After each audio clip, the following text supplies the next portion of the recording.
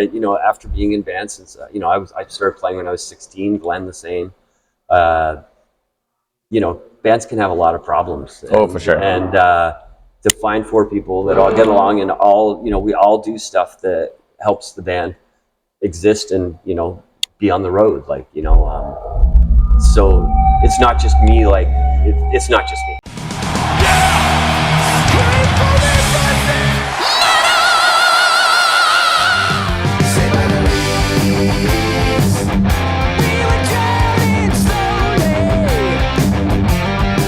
Ian, well, not welcome, because I mean, Toronto's home, right? Yes, it is.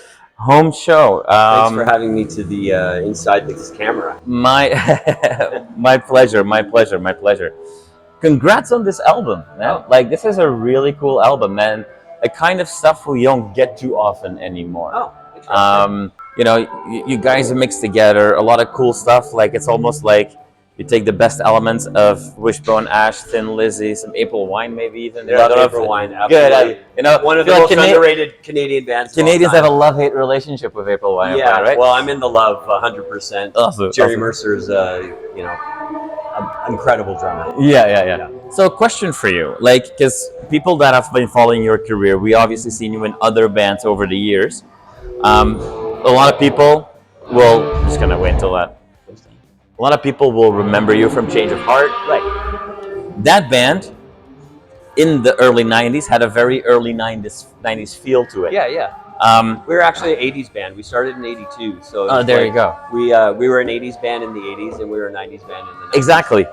And fair to say that with Future Now, we actually get a more retro vibe from you. Yeah. So was in those days already, was that love for that April Wine, that Wishbone Ash, that Thin Lizzy, was that already there, but just didn't feel like the right time to do something with that? Well, I think being able to play that kind of stuff is also a big factor. You know, like suddenly be able to play a riff that, you know, you're happy with playing. Yeah. You know, I mean, like the April Wine was always there, and definitely, I mean, Thin Lizzy I've been listening to since, you know, whatever, Boys Are Back in Town was a hit when I was like 11. Yeah. But Wishbone Ash is definitely a later discovery. Yeah. But you know, that record, that Argus is, Yeah. you know, Argus and Sad Wings of Destiny from Judas Priest is sort of like the template of this band. Like, Yeah. when you know, it first started happening, those were the 2 records where, like, we don't want to rip them off, but like we would love to have elements of them. You're paying your respects to those albums. Absolutely, Yeah. 100%. And in fact, like, the band is sort of like, you know, we've built a shrine to rock and roll going back even to the 50s. Like, there is some element, you know, I personally love stuff like Little Richard and Chuck Berry, and I love it. I have pretty wide, you know, I like a lot of music, but like, it's like we've sort of trying to build a shrine to all the forefathers and foresisters, and, you know, like Sister Rosetta Tharpe, and just, yeah, you know, like really embrace that instead of being scared of it, you know? Yeah. So, embrace it instead of being scared of it. There is a new generation of fans that obviously wasn't born when the bands that you're talking about were around. So people in the band, I don't think, were born when those bands were around. No, 2 of them weren't. Yeah.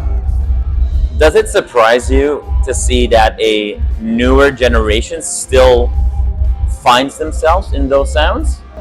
It doesn't surprise me at all, because I think well, I mean, specifically if you talk about Thin Lizzy, the songwriting is like, I mean, Phil Lynott is one of the best songwriters of all time as far as I'm concerned. Yeah. And like, you know, it all comes down to good or bad songs, you know, really. Yeah. You know, it doesn't matter what genre you're in.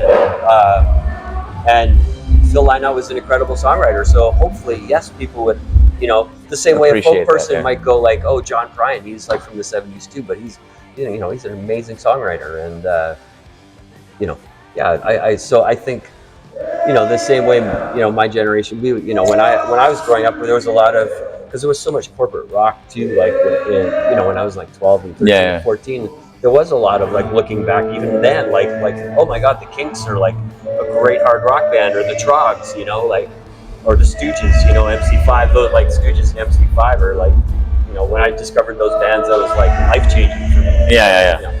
Well, you also didn't discover MC5 and the Stooges when they came out, I think. Oh no. I was young, but No.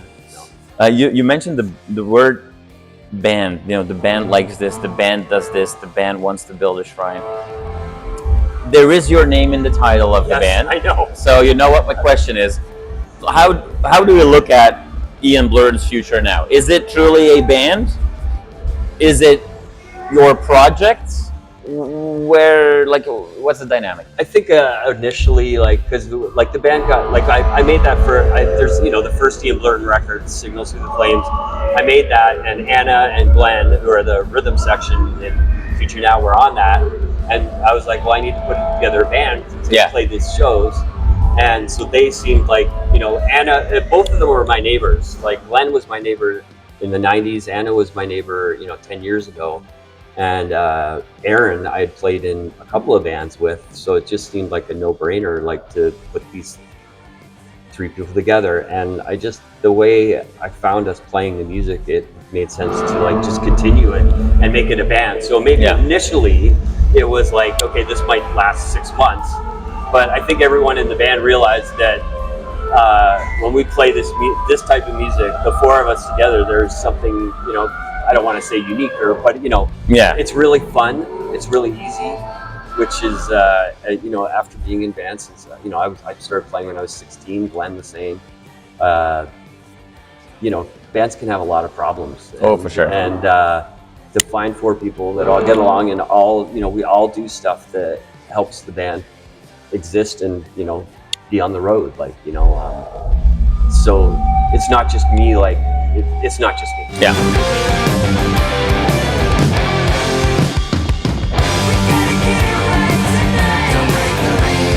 I remember from the press materials when they first sent our way that they're, I think I saw a statement of like, hey, you know, very quickly we wrote like 20 demos or something like that. We used 10 of them. Yeah. The other 10, is that's in the trash can and we move on, or does it mean that we can expect an EP or an album soon? Yeah, probably an EP, because we stole parts from some of those songs and put the, you know, like we got the 20 and we're like, well, this part is not so great. Yeah. Let's look through the other 10 and see if there's something we can dump in there. So there's like, I don't know, 5 that are more or less done. That have an identity. We did a UFO cover that's like, I'm mixing it right now and that'll be out probably, I don't know, 5 to 6 weeks. So that was part of it as well. We're just gonna sort of trickle them out, I guess. Yeah, okay. Now, you've got a handful of like album release show tour, Canadian tour going on right now. Yeah. Well, Quebec and Ontario. Right, yeah. Before we know it, the year is going to be over. Yeah. So if we know that an EP might be coming sooner rather than later, can we then also keep our fingers crossed to see more shows announced for 2025? Oh, I would think so, yeah. Probably a couple of things like this, maybe one in the East Coast and one in the West Coast. We really want to go to Europe. I mean, that's like, I think our end goal. So that's something I'm going to start focusing on once this all settles down. Yeah. So if anyone wants to bring us to Europe, well, we've seen Tainif do really well in Europe these days. Yeah, they're on, you know, with Lucifer right now. Yeah, and then we've got in the same, like, I wouldn't call it necessarily a scene, but, you know, in the same vein of like, you know, bringing that melodic hard rock back to life. We've got Tainif, we've got Witch Hazel in the UK as well, are doing really well. We got Haunt is doing some cool stuff as well. You already said, like, it's not a surprise to me that people kind of still appreciate those old classics necessarily. Right. But it's cool to see that there's this new kind of like wave of, and it's being dubbed now adventure rock. I don't know if you're following that at all. I've never heard that before in my life. Does it give you some level of kinship or comfort that you're not the only one in this fight? Yes. Yeah, that's always great. Actually, you should mention Freeways from Brampton. Oh, of course. You know, they're another Absolutely. band that are doing great stuff in that area.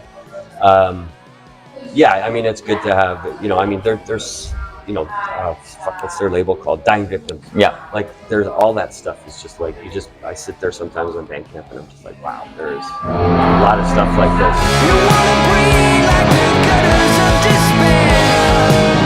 The body's lost until you see. Tonight's show, is it very much the Ian Blurton's Future Now show, or should people? I'm sure there's people that are coming here that know you from your older bands. Like, what can they expect from the show? Is it going to be a walk through your back catalog, or is it really focused on the new album? Oh no, it's a walk through the back catalog. Yeah, it's everything. It's not. I mean, the back catalog of this band. Right. Yeah, I don't play it. I've never really played songs by older bands and new bands. Maybe to my detriment, but it just doesn't feel natural to me. Yeah. But I got it. Like Biblical, who are playing with us tonight, are like they're one of my favorite Toronto bands. Nick, the bass player singer, I've known for 25 years. He's been in Short, Illuminati, lots of bands, and Tumble, who are like the new. They're great. They're just 20, 25, 26. Playing hard rock, and it's really natural to them. And Liam's an incredible guitar player. Yeah. The future of Toronto rock looks brighter than a few years ago. Oh yeah. I mean, there used to be this Toronto band called Living Proof, and they were like the only band doing that in the 80s. Right. Like not being LA glam, or not none of that. Yeah. Like, they weren't a thrash band. Yeah. They were like Aerosmith, and and like. But not 80s Aerosmith. 70s No. The good Aerosmith. The good Aerosmith. And like they were like, I would I was friends. I was friends with one of them, and they were alone. Yeah. They were absolutely alone because it was like hardcore, post-punk, and then these guys in Toronto by themselves. And I don't know what the point of that was, but they were a great band. The point was there were good bands before, there are good bands today, and after the show, I'm sure people go home and go like, I need to learn guitar to play in a good band tomorrow. Yeah. I guess my point was that they were alone and they didn't have a community that they could rely on. Yeah, exactly. And now there is, it's just really nice. I mean, every city right now has a really good rock band. Trying to think of Street Panther from Montreal. That record's pretty cool. Tonnerre from Ottawa. There's a lot of really good bands. There's a lot of cool stuff happening, especially in Canada too, which is nice for a change. Exactly. Yeah. Canada is taking over the flag, if you will, from a couple of other countries that have been fighting this fight. Yeah. I guess to be super cheesy, we can just say that the future is now, baby. Well, the future is now. The future is now. Ian, thank you so much for your time. I really appreciate it. Can't wait for the show. Absolutely love the album, and trust me, I don't tell that to everybody that I interview. Good to hear. Good to hear.